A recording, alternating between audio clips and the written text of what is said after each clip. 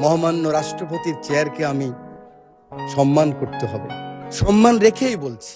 ওই চেয়ারকে ধন্যবাদ দিচ্ছি, ও প্রতিষ্ঠানকে, কিন্তু মহামান্য রাষ্ট্রপতিকে, ব্যক্তি শাহাবুদ্দিন সুপ্পু সাহেবকে আমি কিন্তু ধন্যবাদ জানাতে পারলাম না বলে আমি দুঃখিত। এরকম টোকেন দিয়ে দিয়ে সংসদ নেতা ছিলেন ফ্যাসিস্ট, এই চেয়ারে বসা ছিলেন হাসিনা। উনি টোকেন দিতেন যুব মহিলা লীগের নেত্রীদেরকে। কিভাবে মন্দ বলা যায়, কিভাবে তারেক রহমান সম্বন্ধে মন্দ বলা যায়, কিভাবে খালেদা জিয়া সম্বন্ধে মন্দ বলা যায়। আউযু বিল্লাহি মিনাশ শাইতানির রাজিম, বিসমিল্লাহির রহমানির রহিম।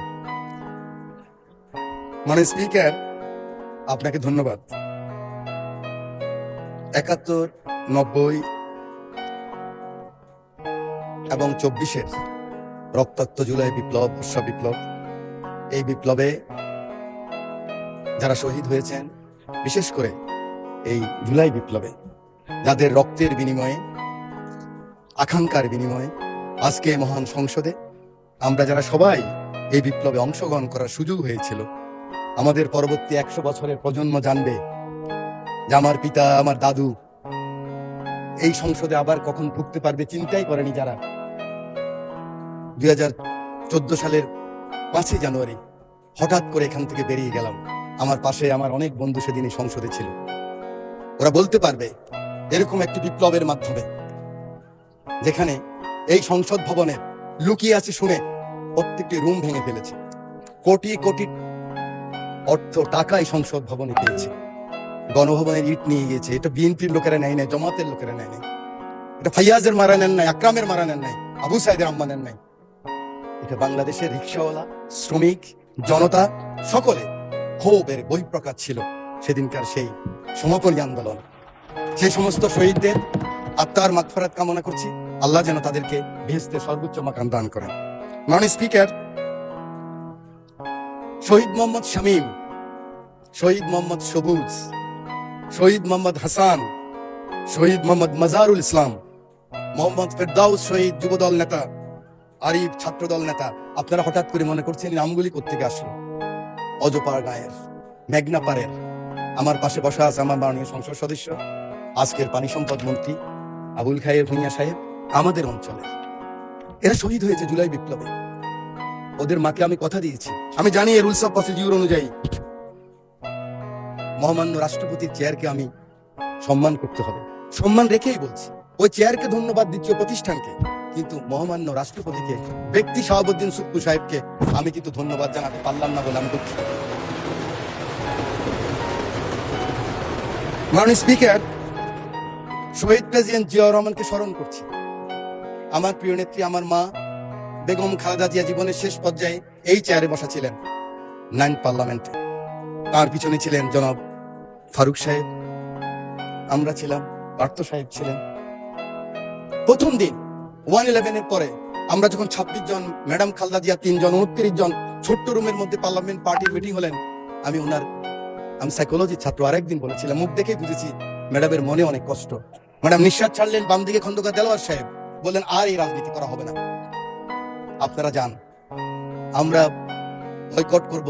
আওয়ামী লীগ আসলে আওয়ামী লীগ বয়কট করবে, আমরাও তো অনুষ্ঠানে যাব না, আমরা আসলে আওয়ামী লীগ আসবে না, এই রাজনীতি বন্ধ করতে হবে। 5 জনকে পাঠালেন, আমরা সেখানে গেলাম ওত অনুষ্ঠানে। সংসদ শুরু হলো, 1.5 মাসের মাথায় বিশ্বাস করেন আমার মা সংসদে বসার মতো ভাষা এই পার্লামেন্টে ব্যবহৃত হয় নাই। এরকম টোকেন দিয়ে দিয়ে সংসদ নেতা ছিলেন ফ্যাসিস্ট, এই চেয়ারে বসা ছিলেন হাসিনা। উনি টোকেন দিতেন যুব মহিলা লীগের নেত্রীদেরকে। কিভাবে মন্দ বলা যায়, কিভাবে তারেক রহমান সম্বন্ধে মন্দ বলা যায়, কিভাবে খালেদা জিয়া সম্বন্ধে মন্দ বলা যায়। তারপরে সেই সংসদে আমরা ছিলাম।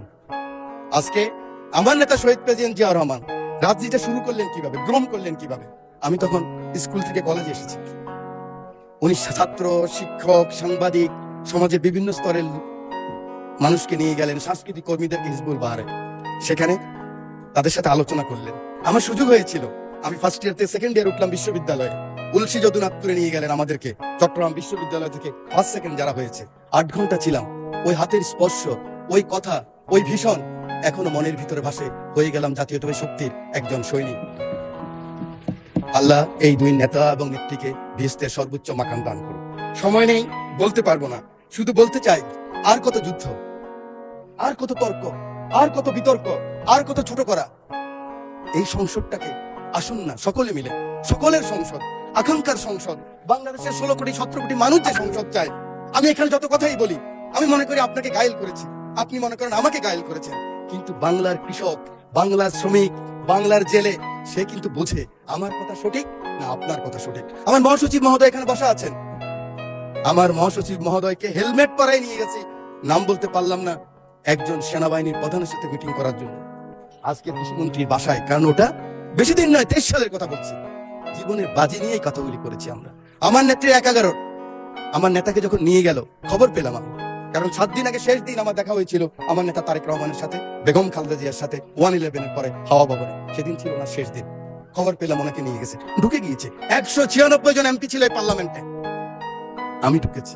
আমার নেত্রীকে দেখেছি একজন মা, তার সন্তানের জন্য কি আকুতি, কি কান্না, কি বেদনা বিদুর আমি দেখেছি। আমি সেই কথা মনে রাখতে চাই। আজকে আমরা অনেকে আছি, কিন্তু ষড়যন্ত্র বন্ধ হয়নি। জাতীয়তাবাদী নেতাদের বেঁচে থাকতে হলে অনেক যুদ্ধ করতে হয়, ঐক্যবদ্ধ থাকতে হয়। আমরা সকলে আসুন একমত হই। আগামী দিনে যে চ্যালেঞ্জ আসবে, এই জাতীয়বাদী শক্তির বিরুদ্ধে আবার যে ষড়যন্ত্র আসবে, সেদিন কারাই প্রধানমন্ত্রীর জন্য জীবনের বাজি রাখতে পারবেন, বাংলাদেশের জন্য বাজি রাখতে পারবেন, সেরকম যদি একটা শক্তি সাহস থাকে, তখনই হবে সবার আগে বাংলাদেশ, তখনই হবে দিল্লি নয়, পিন্ডি নয়, অন্য কোনো দেশ নয়। সময় বাড়ানো হলো আরো 4 minute. Thank you very much. You are very welcome. Thank you very much. আমি আপনাকে ধন্যবাদ জানাই। আমার সংসদ নেতা, আমি ওনাকে হসপিটালও দেখেছি। একজন মানুষ তার কর্মীকে কত ভালোবাসলে, আমি অ্যাপ্রন পরে গিয়েছি, মাস্ক লাগাই গিয়েছি। আমি এমপি ছিলাম, দেখে চিনে নাই, সেই ছবি আপনারা দেখেন, কিন্তু মাথার মধ্যে ব্যান্ডেজ লাগে। আমি মাস্ক খুললাম, অবাক হয়ে গেলেন, আপনি কেন আসছেন? আমার চোখের পানি পড়ছে, আমি পিছিয়ে আসলাম। আমি বলতে চাই, এই চ্যালেঞ্জ আবার আসবে, ষড়যন্ত্র বন্ধ হয় নাই। আমরা কে কত বড় হব, কোথায় যাব, কি নিব, কি হব, সেটা বড় কথা না। বড় কথা হলো এই চ্যালেঞ্জ গ্রহণ করতে হবে। মানে স্পিকার, আপনার মাধ্যমে পুরো হাউসকে জানাতে চাই, চিন্তা করেন তো, কথার সাথে বলতো জামাত শিবির, কথার সাথে বলতো জামাত বিএনপি, একসাথেই তো আমরা। আমার হাতে তো এখনো রক্তের দাগ নিয়ে লেগে আছে। এই মতিঝিলে 19 দিন ছিলাম রিমান্ডের মধ্যে। কেন আমরা ছোট করার চেষ্টা করতেছি? আমি বিশ্বাস করি আমার নেতা ছুটে গেলেন একটু আগে, আমার সেই ভাই এখন আছেন, আমার নেতা তারেক রহমান ছুটে গেলেন, ওখানে গেলেন, দেখলেন।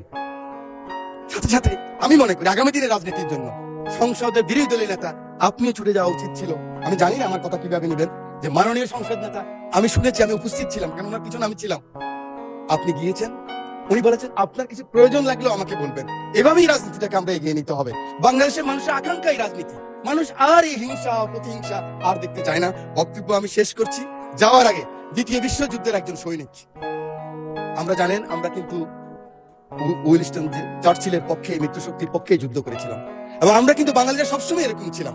আমরা মুঘলের বিরুদ্ধে ইসাকা যুদ্ধ করেছি, ফরাজি আন্দোলন, ফকেরি আন্দোলন, এগুলো তো আমরাই করেছি। ইরা মিত্রের আন্দোলন আমরাই করেছি, তিতুমিরের বাঁশের কিল্লা আমরাই করেছি। এই সৈন্য গিয়েছিল, যুদ্ধ করেছে বিভিন্ন জায়গায়। মানে স্পিকার, পরে আসছে বার্মায়, বার্মায় আসার পরে নিজের দেশের কথা মনে করেছে। দেশের কথা মনে করার পরে মনে করলো এই বর্গী, ওলন্দাজ, ব্রিটিশরাই তো অত্যাচার করেছে, আবার তো সেই অবস্থাই হবে। তার স্ত্রীর কথাও মনে পড়েছে। তখন ঢাকায় কিন্তু লণ্ঠনের বাতি জ্বালতো। তো তিনি বলেছেন, পরের জন্য যুদ্ধ করেছি অনেক, পরের জন্য যুদ্ধ করেছি অনেক, এবার তোমার আর আমার যুদ্ধ। যদি বলো এত যুদ্ধ করে কি পেয়েছি? টিউনিশিয়ায় পেয়েছি জয়, উগান্ডায় পেয়েছি জনগণের ভালোবাসা, আর প্রতিবেশী বার্মায় পেলাম ঘরে ফেরার তাগাদা। আমি যেন সেই বাতিওয়ালা, যে পথ পথ রাস্তায় বাতি জ্বালিয়ে ফিরি, অথচ যার নিজের ঘরে জমে থাকে দুঃস্ব অন্ধকার। এই অন্ধকার আমরা কাটাতে চাই, এই অমনীষা থেকে বের হতে চাই।